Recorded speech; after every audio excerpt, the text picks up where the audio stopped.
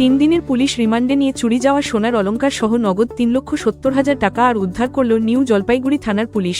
ঘটনাটি গত 20 এপ্রিল শিলিগুড়ি 31 নম্বর ওয়ার্ডের শীতলাপাড়া চন্দন সাহার বাড়িতে একটি বড়সড় চুরির ঘটনা ঘটে।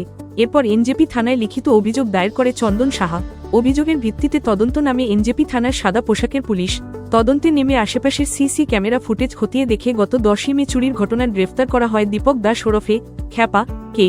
ধৃতকে সোমবার জলপাইগুড়ি আদালতে পাঠিয়ে 3 দিনের রিমান্ডে নিয়ে এনজেপি থানার পুলিশ তার কাছ থেকে সোনার অলংকার সহ 3,70,000 টাকা উদ্ধার করতে পেরেছে নিউ জলপাইগুড়ি থানার পুলিশ।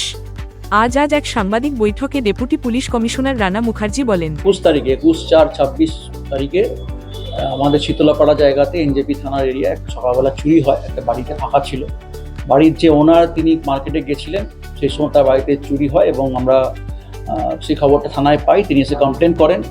সেই সময় তো আপনারা জানেন যে আমাদের এখানে ভোটের সময় ভোটে অনেক অফিসার ফোর্স এঙ্গেজ ছিল, বা সেই সুযোগটাই হয়তো এই বদমাশ লোকজন নিয়েছে।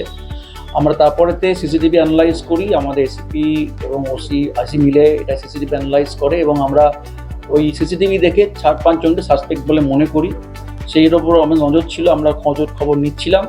তারপরেতে মাটিগাড়া থানা এরিয়া থেকে আমরা দীপক দাসকে অ্যারেস্ট করি এবং তার সঙ্গে যেহেতু সিসিটিভিটা অনেকটা ম্যাচ করে যায়, সে আমাদের কাছে কনফেস করে এবং তার কনফেশন অনুযায়ী আমরা তার জবানবন্দি অনুযায়ী তার কাছ থেকে 3,70,000 টাকা এবং বেশ পুরো গয়নার যে সেট চুরি হয়েছিল, যে এফআইআর ছিল, সেই গয়নার পুরো সেট আমরা রিকভার করি এবং তার সঙ্গে এটাও জানতে পারি সে কিছু টাকা কোথাও খরচাও করে, সেগুলো আমরা মানি ট্রেল বার করার চেষ্টা করছি।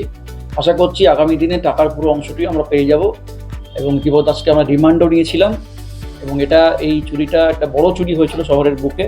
সেই চুরিটা আমরা এইভাবেই ট্র্যাক করতে পেরে আমাদের অবশ্যই ভালো লাগছে এবং আমরা এটাই বলতে চাই আমার শিলিগুড়ি জনগণকে যে আমরা প্রতিটা ক্রাইমের ক্ষেত্রে একই রকমভাবে ভিজিল্যান্ট, একই রকমভাবে আমরা সেগুলোকে পার্সু করছি। আশা করছি আগামী দিনে বাকি সমস্ত ক্রাইমগুলোকে আমরা এইভাবে ট্র্যাক করতে পারবো।